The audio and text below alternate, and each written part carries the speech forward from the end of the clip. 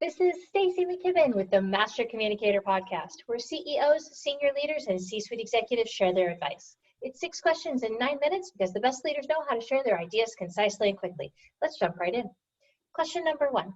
In a few sentences, tell me who you are and what you do. Hi, my name is Ike Kavas. I'm the founder and CEO of Ephesoft.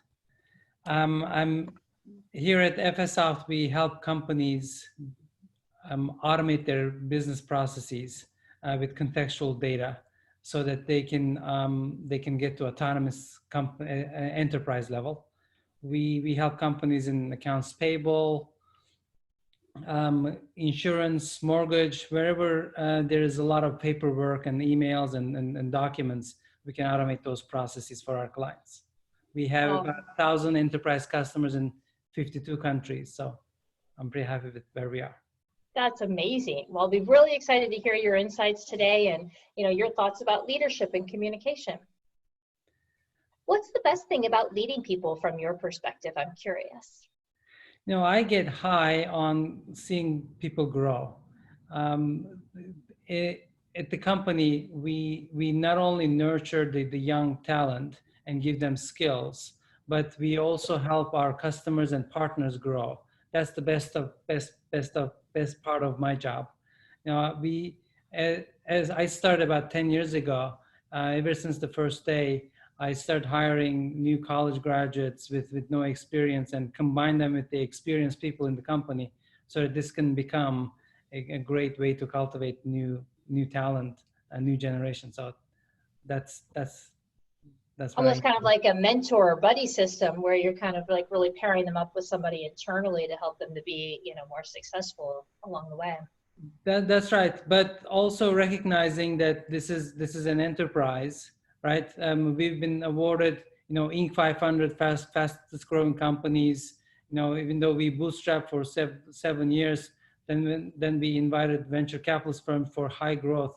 So this is also a place for them to learn how fast growing companies come by, so that they can actually repeat that themselves.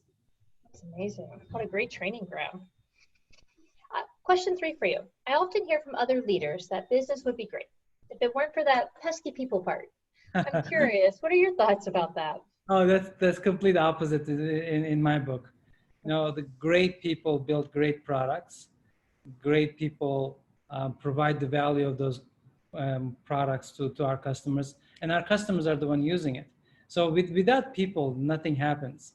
Even though I'm in the business of automating business processes, we try to free our customers from manual work so that they can deploy those people to more cognitive functions. Without people, we can't do anything. So as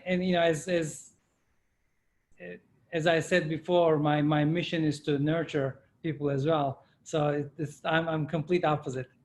I love people, and then I do everything with people. And I personally also get energy from people. So it's all opposite for me. That's great. Well, and again, I like how you're really, trying to actually leverage and scale people up by way of automating the day-to-day for them, so that they can actually, do more of, you're saying, the cognitive work as opposed to necessarily all the tactical things. That's right. Yes. That's awesome. Question 4, what piece of advice about communication would you give to other leaders? There are a few. For a leader to understand the human psychology and learning patterns is the pinnacle.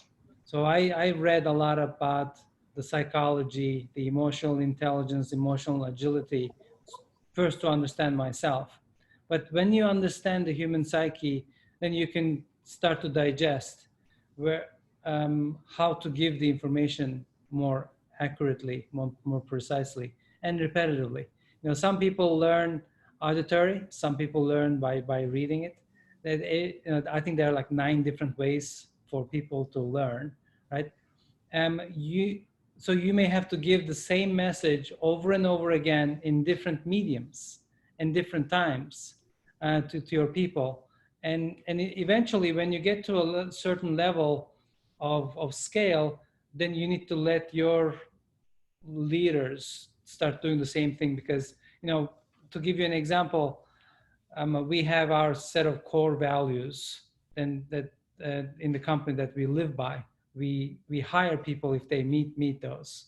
And up until we were 100 employee company, I was explaining all that. I was doing the interviews, but now we're at that stage where I let my team do that, because I've done my work of communicating well, so that they can communicate to the new Epesoftians, as we call them.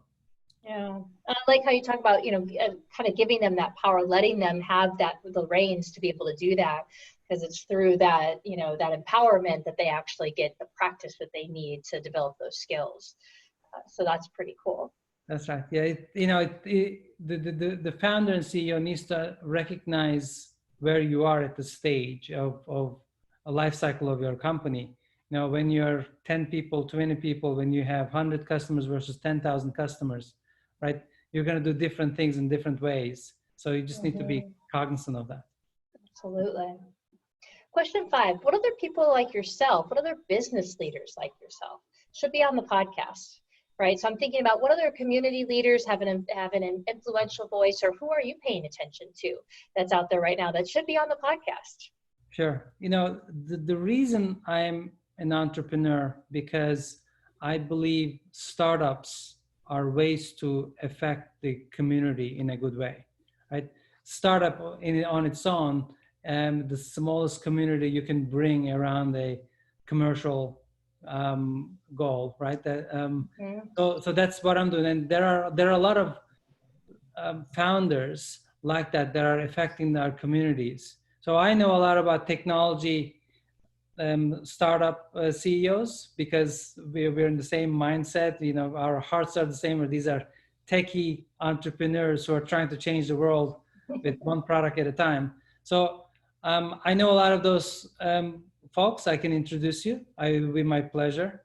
But at the same time, when you come to a level as a CEO and founder, you have to start giving back to the community. I belong to a few groups. One of them is called CLA, CEO Leadership Alliance in Orange County here. We're trying to make sure that the next generation entrepreneurs have the talent, the capital, the ecosystem, and even the housing is available for them to attract the right talent, and then have the ecosystem to grow these companies. So I can also introduce you to several CEOs from that group. They have small and very large companies that are represented there. I think that would also be good, because it's great to build a company and provide products all around the world. But then part of our role as the thought leaders is to teach how to become an entrepreneur and CEO, so that the next generation can benefit from startups to change the world. Teach the man to fish, and he feeds himself a lifetime. Right? You got it. Yes. I love it. All right. In 1 minute, last question for you. Tell us about your favorite boss or teacher. Who's influenced you? Some of the influencers are my idols. So I've never met them, right? The other ones I have. Anybody who has built a legacy that lasts over several decades is my teacher. I love reading about them. I love getting inspired by them. But at the same time, I try to surround myself with the people that I can learn. I have a CEO coach, and I'm proud to say that I have a CEO coach, because he has built about 7 companies, and I know I can learn a few things. And I have also deliberately built my board of advisors, board of directors for the company, not only to give me strategic advice, but also be my personal teacher, right? So I would also advise all the other entrepreneurs to surround themselves with people they can learn. Even my executives, I learn from them every day. I love that, because when you choose to learn from each other, then everybody gets to grow. So that's amazing. Right. Excuse me. It's been an absolute honor having you on the show.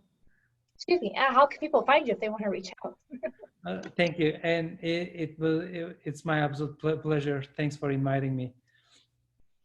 You can reach me at the company website, ephesoft.com. It's ephesoft.com. It comes from Ephesus, where I was born.